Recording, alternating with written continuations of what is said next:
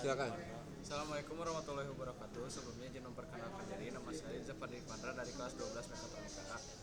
Terkait buku yang tadi saya baca, Pak, bukunya berjudul Mukjizat Ramadan. Nah, di dalam buku ini banyak membahas terkait nilai-nilai berpuasa yang semakin ditinggalkan dan hilang di kalangan umat muslim, Pak. Sejatinya berpuasa itu adalah ajang untuk mendekatkan diri kepada Allah Subhanahu wa taala serta menjauhkan segala bentuk maksiat yang ada pada dalam diri kita.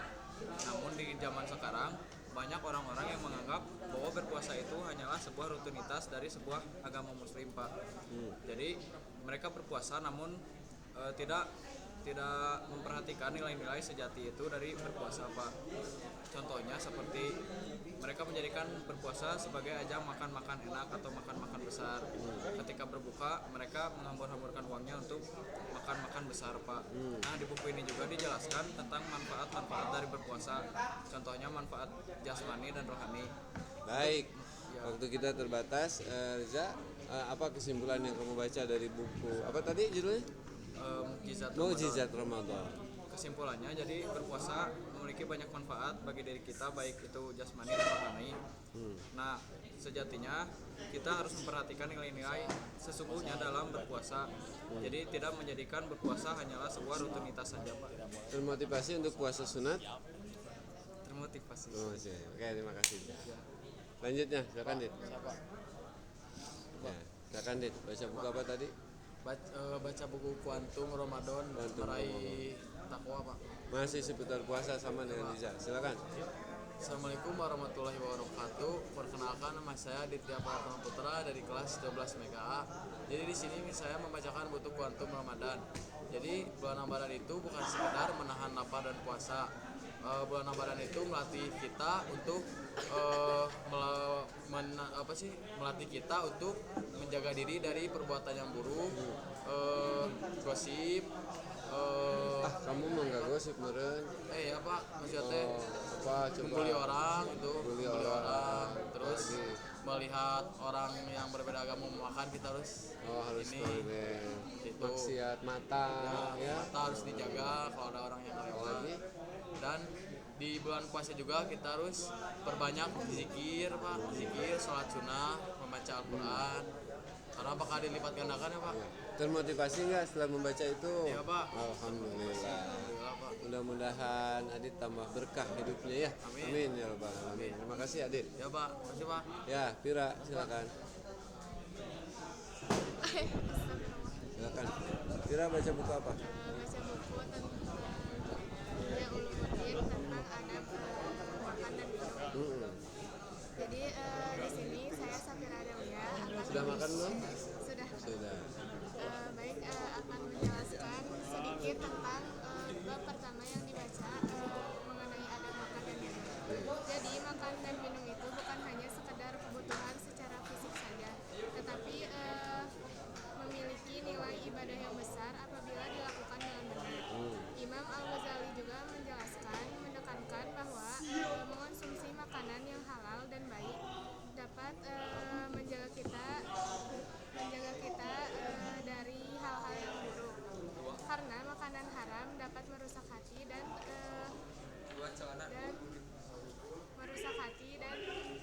menghalangi doa-doa yang dipanjatkan kepada Allah Subhanahu wa taala. Lalu beliau juga mengajarkan bagaimana cara sebelum makan yang benar, yaitu mencuci tangan, berdoa. Lalu saat makan juga dianjurkan untuk duduk dengan sopan, lalu makan tidak berlebihan dan tidak mencela makanan. Setelah makan juga tidak lupa untuk bersyukur, membaca doa dan menjaga kebersihan dengan cara mencuci tangan dan membereskan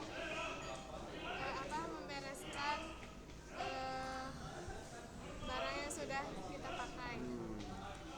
Intinya Imam Al-Ghazali menekankan bahwa inti dari adab makan dan minum ialah kesederhanaan, menjadikan makan sebagai sarana mendekatkan diri kepada Allah, bukan hanya untuk menuruti hawa nafsu saja. Ada orang yang bilang begini, aku mah udah jarang sholat, misalkannya saya pernah dengar suka zina, sekalian aja makan dan minumnya yang haram-haram.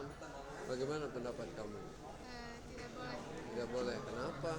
karena setidaknya kita tidak berbuat apa ya, Keburukan ditambah-tambah ya. Oke. menambah-nambah. Makasih Bira. Ya. Makasih, Bapak. Ya. Yuk. Ajis, baca buku apa Ajis? Saya membaca buku berjudul Akhlak. Ah, Akhlak. akhlak dari penulisnya Tulisnya Ahmad. Ahmad aja. Iya. Bagaimana isinya? Inti dari buku yang kamu baca. Jadi saya membaca pada subbab yang berjudul tujuan dan faedah dari mempelajari ilmu akhlak ini. Apa itu? Kalimatnya yang pertama dimulai dengan manusia sebenarnya mampu menyelidiki gerak jiwanya, Waduh. perbuatan dan tingkah dan perkataannya, lalu memilah dan memilih mana yang benar dan salah, mana yang baik dan benar. Dengan ilmu akhlak ini manusia dapat mengekspresikan tingkah laku, perbuatan, dan perkataannya yang sehat, baik, dan bijak. Luar biasa. Bermakna sekali ya. Ya, Pak. Apa yang paling mendalam dari kamu yang baca dari akhlak yang paling mengena sekali? Akhlak itu dasar dari ibadah kita kepada Allah yang dimana harus vertikal dan horizontal Oke. ke Allah dan ke sesama makhluk Manusia. Baik, terima kasih Ajis ya. Terima kasih, Pak. Ya, enggak. Ya, lanjut Ilham Muhammad F. Fatur Rahman ya? Fahrezi. Fahrezi. Kok lupa Bapak? Silakan. Ham baca buku apa? Baca buku yang judulnya Atibian, Atibian, adab para penghafal Al-Qur'an. Ilham udah berapa juz hafalannya? hafalan waktu itu hampir 1 juz. Hampir 1 juz. Sekarang bagaimana? Sekarang ya Meningkat atau menurun? menurun Pak. Menurun karena nggak dites ya. Kalau dites jadi ada rasa takut ya. Kedua nggak ada kompetitor. Kalau begitu bagaimana kamu setelah baca buku itu? Jadi setelah baca buku ini jadi lebih bersemangat lagi untuk membaca Al-Quran. Apa isi dari yang kamu baca itu yang menyebabkan kamu semangat? Isi yang membuat saya semangat itu keutamaan bagi pembaca atau penghafal Al-Quran, di mana pada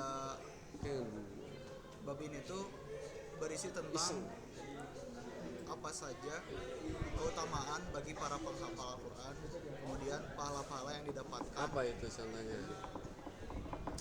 Jadi sebagai penghafal Al-Quran juga yang saya baca tuh pada bab ini tuh bahwa bagi yang menghafal Al-Quran tuh mendapatkan keutamaan di sisi Allah.